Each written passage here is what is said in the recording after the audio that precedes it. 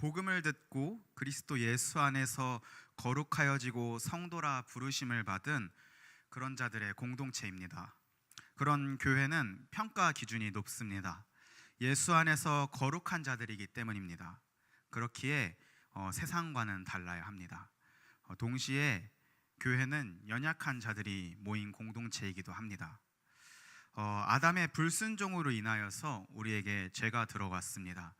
죄의 결과로 전적으로 타락하였습니다. 우리 안에 조금이라도 선한 것이 없습니다. 우리의 생각과 우리의 마음과 우리의 행동과 우리의 말은 조금이라도 하나님을 기쁘시게 하지 못합니다. 내뱉은 것들은 다 악독한 것들이고 상처를 주는 것들이며 평가의 말들입니다. 조금이라도 선한 것이 없다는 것은 착한 일을 하지 못한다는 말은 아닙니다. 관계에 있어서 사람을 기쁘게 하는 일들을 할 수 있습니다. 무엇인가 업적을 남길 수도 있습니다. 그 극치라 평가는 노벨 평화상 인간의 노력이라면 얻어낼 수도 있습니다. 물론 아주 힘든 일이 되겠죠. 그러나 우리가 전적으로 타락했다라고 말했을 때에는 구원의 문제 앞에서 우리의 힘으로 할 수 있는 것이 조금도 없다는 것을 말합니다. 나의 공로가 전혀 없습니다. 내가 손을 내밀어 구원을 획득하는 것이 아닙니다. 내가 내민 내 손 때문에 구원을 받지 않고 하나님께서 주셨기 때문에 하나님께 공로가 있는 것입니다. 그런 의미에서 우리가 전적으로 타락했다, 우리가 스스로 구원에 이를 수 없다, 그런 의미에서 전적으로 부패했고 무능력하다라고 말합니다. 구원에 있어서 우리로서 할 수 있는 게 전혀 없습니다. 그러면 방법을 찾아야 합니다. 우리 안으로서 할 수 있는 게 없으니 외부에서 방법을 찾는 겁니다. 그랬을 때 하나님께서는 그 방법을 마련해 주셨습니다. 바로 예수 그리스도이십니다. 우리의 유일한 중보자라 한다는 것은 다른 방법이 없음을 말합니다. 하나님과 우리 사이를 화해시켜 줄 수 있는 사람, 유일하다고 말하는 분이 예수 그리스도밖에 없습니다. 그런 의미로 예수면 충분하다라고 말합니다. 복음으로 충분하다라는 말을 하는 이유는 복음이 예수 그리스도에 대해서 증언하고 있기 때문입니다. 교회는 그런 예수를 믿는 자들의 모임입니다. 죄의 종노릇하던 자들이, 결코 죄를 거스를 수 없던 자들이 예수 그리스도를 믿고 구원을 받으면 이제는 그리스도와 연합해서 새 사람이 되고, 죄의 종노릇하던 우리가 이제는 의의 자녀가 되는 것입니다. 죄로 인해 죽었던 우리가 이제는 그리스도의 십자가로 말미암아, 그리스도께서 십자가를 통해서 다 이루신 의로 말미암아 새 생명을 얻고 살아가는 것입니다. 문제는 그 생명의 시작에 연약함이 있다는 것입니다. 완전하지 못합니다. 아기가 태어나면은 바로 부모님께 인사하지 못합니다. 말을 하는 아이를 보신 적 있으십니까? 아기다움, 막 이제 생명이 태어났을 때에 그 태어난 존재와 같은 모습을 갖추게 됩니다. 교회 안에서도 마찬가지입니다. 주를 만난 영혼에게 연약함이 있습니다. 이제까지는 죄인처럼 살아왔기 때문에 이제 막 하나님을 믿고 의인이 되었다라고 이야기를 받지만 여전히 죄의 습관을 따라, 죄를 즐겨하던 때를 따라 이전과 크게 다르지 않는 삶을 살게 되는 것이죠. 그러나 그들도 여전히 예수를 믿는 자들이며 구원받은 자들이며 교회의 성도입니다. 그리스도인들입니다. 그런데 그게 교회를 어렵게 하는 문제 중에 하나가 되는 것입니다. 성도의 미성숙함이, 연약함이 우리 안에 오해하게 만들고 분열하게 만들기 때문입니다. 교회는 그런 어린 영혼들에게 말씀을 선포하여 말씀을 듣게 하고 가르쳐야 합니다. 마치 어머니의 돌봄과 같은 역할을 교회가 합니다. 아기다운 모습을 하는 그 영혼에게 말씀을 들려주고 그 말씀의 은혜를 먹고 신앙이 자라나게 해야 합니다. 신자다운 장성함이 있도록 만들어야 합니다. 만약 예수님을 막 믿기 시작한 영혼이 오랜 시간 교회 안에서 성장한 것이 없고 그냥 오래 믿었기 때문에 그렇게 지나온다면은 덩치만 커진 갓난 아기입니다. 몸은 이미 어른인데, 남들이 보는 시선은 이미 교인이고 이미 성도며 어른인데 하는 행동은 신앙에 있어서는 아기인 것이죠. 그러니 교회는 한 영혼을 자라가게 하는 역할을 해야만 합니다. 만약 그렇지 못하다면은 그 연약함이 교회 전체에 나타납니다. 더욱이 문제되는 것은 세상은 그것을 판단합니다. 교회가 어떻게 저렇게 행동할 수 있지 하는 말들을 대개 보면은 신앙이 성숙한 사람이 아니라 그 성숙하지 못한 사람들에게 평가합니다. 여전히 연약한 자들에게 하는 말입니다. 우리는 말씀의 은혜를 먹고 자라 신앙이 성장해야 됩니다. 성숙해져야 합니다. 그것이 교회로 우리를 부르신 목적입니다. 교회가 모일 때에 연약한 자들이 계속 문제를 일으키고 말썽을 부려도 성숙한 자들이 우쭈쭈 해줘야 합니다. 오구오구 그랬어. 아이를 다루듯이. 왜냐하면 그때는 그게 당연한 것입니다. 이해하고 넘어가고 그와 동시에 안 돼 하고 가르치는 것이죠. 뜨거운 불에 아이가 손을 대려고 한다면은 하고 경고하듯이 이제 막 자라나는 영혼에게 하나님의 말씀은 교회 안에서 이렇게 행동하라 하시네 가르치는 것이죠. 우리가 초대교회를 이야기하면은 사도들과 막 부흥하는 교회의 모습 때문에 굉장히 높게 평가합니다. 그러나 알아야 할 것은 신약에 나타나는 바울의 편지들은 대부분 교회의 연약함을 가르치는 말로 가득합니다. 권면하는 말로 가득하죠. 이제 너희가 예수를 믿고 새 사람이 되었는데 문제가 나타나네 가르치는 겁니다. 분열하지 마, 음행을 행하지 마, 다른 복음을 따르지 마, 빈부의 격차로 서로 나누지 마. 대신 그리스도 안에서 우리는 하나야. 거룩해야만 해. 오직 그리스도의 복음만이 합당해. 그리스도 안에서 나뉠 것이 전혀 없어. 하나님을 사랑하고 이웃을 사랑해야 해. 공동체를 아껴야 해. 사도들이 있었지만 실상은 교회는 이제 막 태어난 갓난 아기와도 같았고 연약함이 가득했습니다. 바울은 교회를 세우고 가르치고 성장시켜 성숙한 사람을 세워두고 또 다른 전도 여행을 떠났지만 바울이 다른 지역에 갔을 때에 복음을 전하러 갔을 때에 시간이 지나면은 문제가 계속 터져 나온다는 것이죠. 오늘 읽은 고린도전서도 그렇습니다. 교회가 여러 문제를 가지고 있었습니다. 사도 바울이 이것을 전해 들었습니다. 그래서 편지를 써서 권면해야만 했습니다. 가르치는 것이죠. 그것이 올바르지 않다. 돌이켜라. 오히려 이렇게 하는 것이 성경적인 것이다. 돌이켜라. 그 가르침이 가득 찬 것이 고린도전서의 편지입니다. 우리가 교회에 대한 이러한 전반적인 이해가 있어야만 합니다. 그렇지 않으면 연약한 자들을 상대로 평가하기 바쁩니다. 그 연약한 자들이 왜 연약한지 이해하지 못한 채 정죄하고 무시하는 것입니다. 그러나 그렇게 하는 것이 아니라 이끌어줘야 합니다. 가르쳐야만 합니다. 어머니처럼 돌봐야만 합니다. 자라나게 하는 것이죠. 물론 모든 사람이 바울이 아니고 모든 사람이 베드로가 아니고 아볼로가 아니기 때문에 누군가는 이끌고 돌봐줘야 하는 약한 영혼입니다. 우리 교회도 마찬가지입니다. 이제 막 신앙을 시작하는 이들도 있을 것이며 교회를 다닌 지는 오래됐지만 여전히 몸만 커지는 어른인 척하는 아이도 있을 수 있습니다. 우리 교회는 그런 영혼을 말씀으로 이끌고 말씀으로 성장시켜야 할 줄 믿습니다.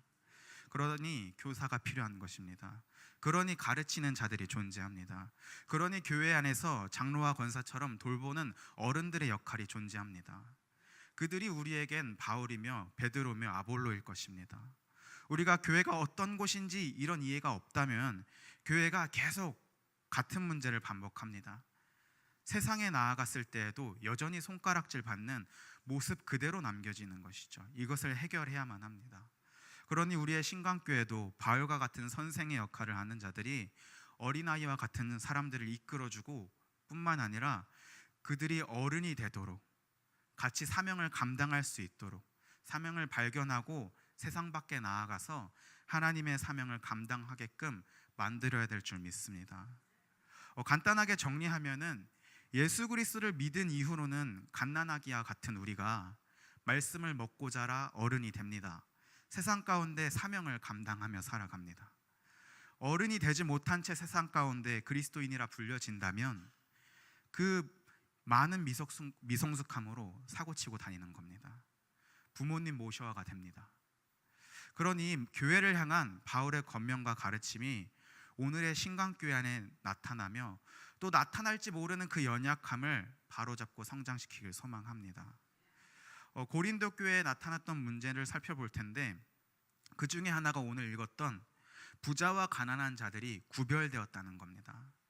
교회가 모였습니다. 서로 먹고 마시며 떡을 떼며 교제하였습니다. 사도행전에 잘 나타난 모습입니다. 사도행전 2장 46절입니다.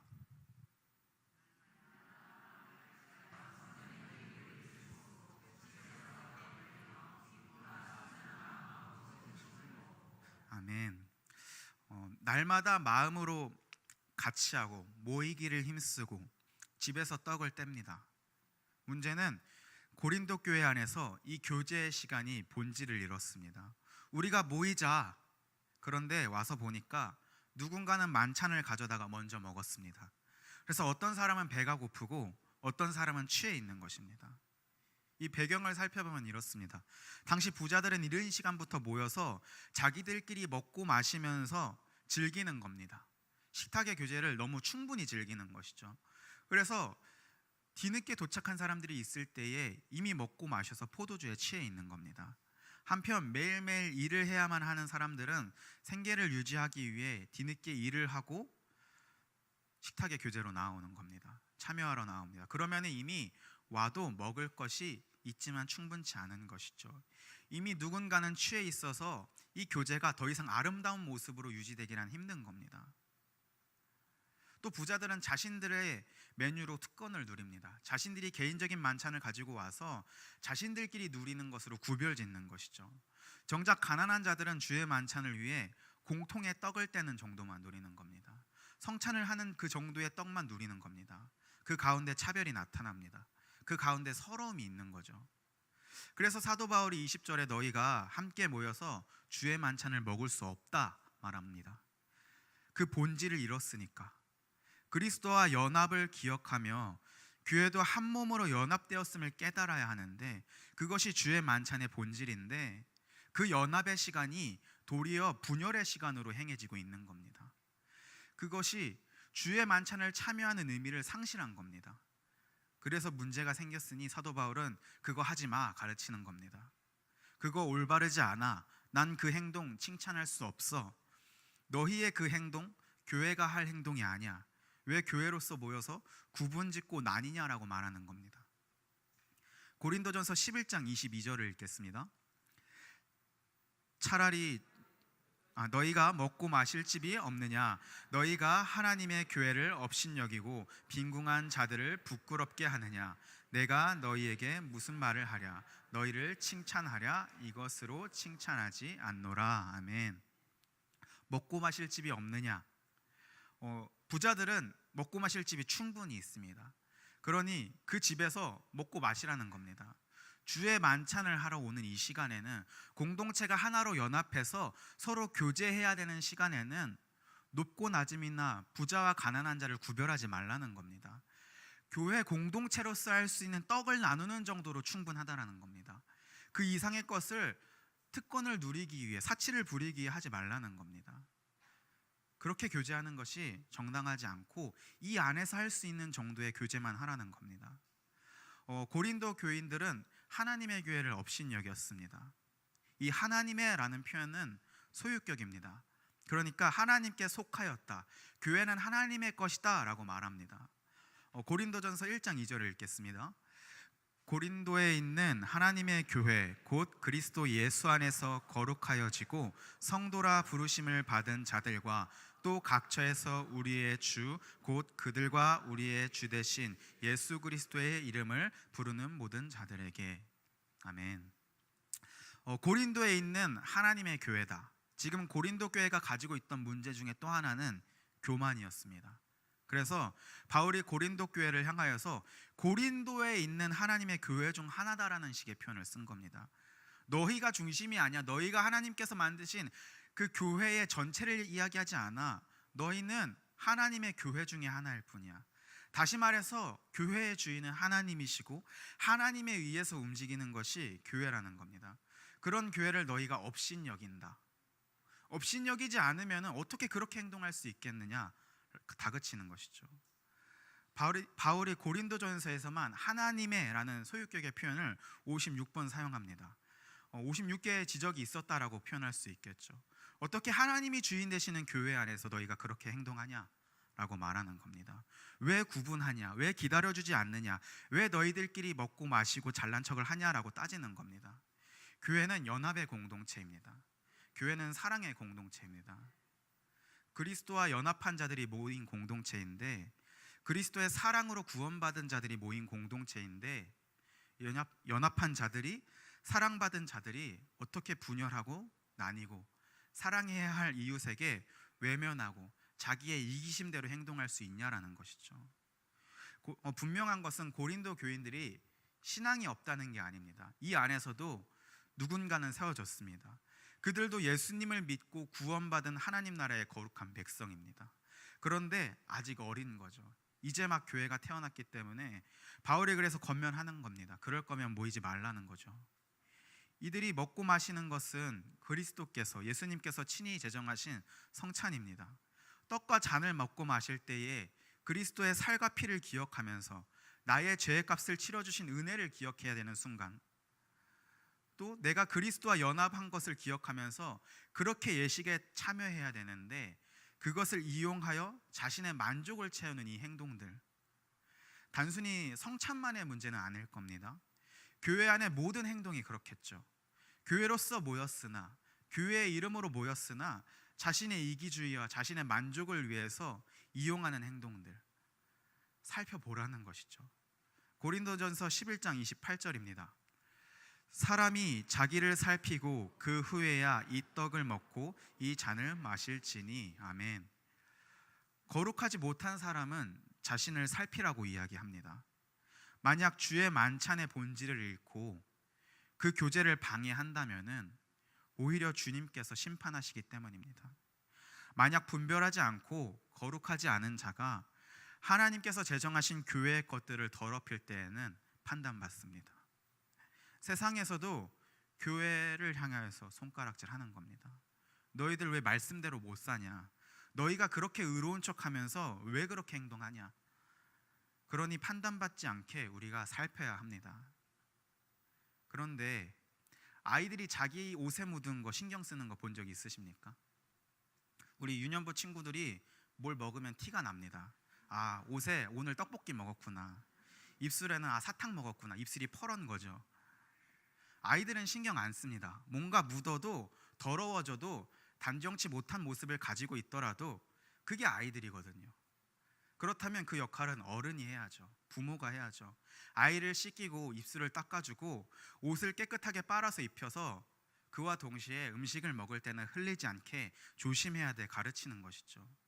교회도 자기를 살피기 어려운 그 어린 영혼들에게, 그 자라나는 영혼들에게 말씀을 가르치면서 권면하는 겁니다. 교제할 때 구분하지 마. 남을 판단하지 마. 기다려줘. 교회에 어른이 있는 이유입니다. 고린도전서 11장 33절을 읽겠습니다. 그런즉 내 형제들아 먹으러 모일 때에 서로 기다리라. 아멘. 그런즉 사랑하는 성도 여러분, 교제할 때에 누군가를 기다려 주십시오. 소외되지 않게. 공동체잖아요. 구분하지 마십시오. 돈 많은 자와 적은 자, 사회적으로 스펙이 뛰어난 자와 그렇지 않은 자, 또 외적으로 수려한 자와 아닌 자 나눌 필요가 없는 것이죠. 그런 행동은 교회가 해서는 안 되는 행동입니다. 오히려 품어주고 하나 되고 아껴주는 것, 손 내밀어 주는 것, 그것이 교회입니다. 제가 유년부 아이들과 함께 있으면서 또 하나의 습관을 발견했습니다. 뭘 먹으면은 손가락으로 이렇게 슥슥 닫습니다. 그러고 나서 무섭게 전도사님 하고 달려옵니다. 그러면은 옷이 걱정되죠. 그러나 질색팔색 할까요? 이럴까요 제가? 아니요, 옷이 더러워지든 말든 받아주는 거죠. 제 옷에 뭐가 묻었다? 아이들이 묻힌 겁니다.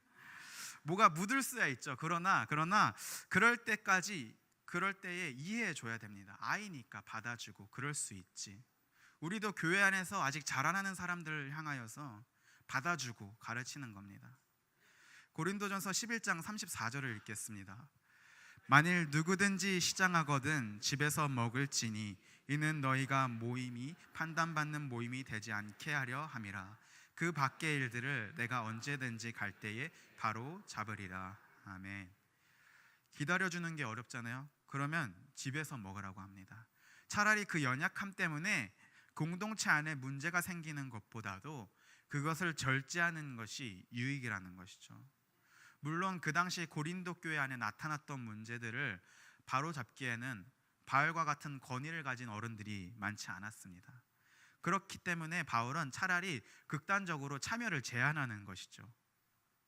그 자리에 성숙한 선생의 역할을 할 수 있는 사람이 없으니까 오히려 모이지 않게 하는 겁니다. 아이들끼리 교회에 모여서 있으면은 사고 칠 바에는 차라리 어른이 없는 그 자리에 아이들 못 오게 하는 것처럼 지금 이 자리에도 고린도 교회를 향하여서 너네 그럴 거면 집에서 먹어라고 얘기하는 겁니다. 그런데 하나님께서는 교회가 2000년의 역사를 지나오면서 성장하게 하셨습니다. 시간이 흘러 성숙하게 하셨고 장로와 교사와 같이 가르치는 역할을 하는 어른들이 이미 충분히 있습니다. 오늘날 교회는 그렇다면은 그런 연약한 행동을 할 때마다 그 문제가 되는 사람을 막는 것이 아니라 가르치고 권면하면서 그 모임 안에서도 성숙해 가질 수 있도록 가르치는 겁니다. 신앙의 성장을 이끌어내야 합니다. 실시간으로 옆에서 그 현장을 돌보는 것이죠. 그렇게 하나님께서 교회를 세워나가셨습니다. 고린도전서 12장 28절에서 29절을 읽겠습니다.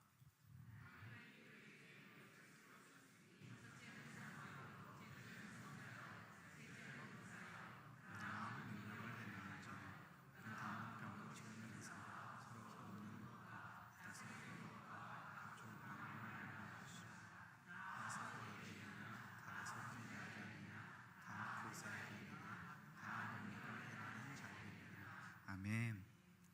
방금 읽은 말씀은 오늘 본문 바로 뒤에 나오는 또 다른 문제에 대해서 바울이 언급한 내용입니다. 교회 안에 은사와 관련돼서 각자의 역할이 있고 하나님께서 저마다 주신 은사가 다르다. 그러니 각각이 교회 안에 너무나도 필요한 지체들이다. 그렇게 가르치는 말씀입니다. 오늘의 11장과 이어서 살펴본다면은 각 사람마다 성장하여 교회 안에서 그 역할을 감당하도록 하셨습니다. 누군가는 사도고, 누군가는 선지자고, 누군가는 교사고, 다양한 은사들로, 다양한 달란트들로 섬기게 하셨습니다. 물론 오늘날에는 사도는 없습니다. 선지자도 없겠죠. 대신 목사와 장로와 같은 형태로 대신 세우셨습니다. 다시 말해서 각자의 분량에 이를 때까지 성장, 성숙해지는 것이 최종 우리의 신앙의 형태입니다. 그 사명을 감당하는 것이 신앙의 목표죠. 교회에 문제가 있습니다. 연약함도 나타납니다. 왜냐? 죄인들이 예수님을 믿고 구원받았지만 날마다 주님을 닮아가는 그 과정, 성숙해지는 그 과정 속에 연약함을 보여줄 때가 있기 때문입니다. 그러나 반드시 구원받은 자는 성장이 있습니다. 그 성장이 어느 정도가 되면 연약함이 줄어들겠죠. 그 빈도수가 현저히 줄겠죠. 성장통을 다 겪고 어른이 되어 이제는 교회 안에서 하나님께서 허락하신 만큼 사명을 감당하며 살아가게 됩니다. 죄인이 복음을 듣고 믿음으로 구원을 받고 새 생명이 심겨지고 은혜를 먹고 자라서 성장하는 삶, 이후에는 사명을 감당하는 삶, 이 단계들을 우리 모두가 밟아나가길 소망합니다. 사랑하는 성도 여러분, 권면드립니다. 가만히 있다고 신앙이 성장하지 않습니다. 구원받은 자다운 모습은 말씀을 듣고 순종함에 있습니다. 양육에 있습니다. 적극적으로 교회 안에 그 이끄는 자들의 돌봄에 참여하시기 바랍니다. 성장의 열매를 맺으시길 바랍니다. 사랑하는 성도 여러분, 또 오늘 말씀을 듣고 자신의 연약함을 돌아본 모든 지체 여러분, 권면드립니다. 기다려 주십시오. 교제의 시간에 그게 유익입니다. 누군가를 배척하지 마십시오. 구분짓지 마십시오. 나는 부유해 하면서 특권의식을 가지고 주의 만찬을 방해하던 고린도 교인들처럼 되지 마십시오. 오히려 하나 되고 내 것을 내려놓고 한 몸 되는 그런 교회 되길 소망합니다. 이제는 다들 하나님의 백성으로서 어른이 되어 하나님께서 날 부르신 사명을 발견하고 그 사명을 온전히 감당해서 세상 가운데 빛과 소금의 역할을 하시길 소망드립니다. 기도하겠습니다.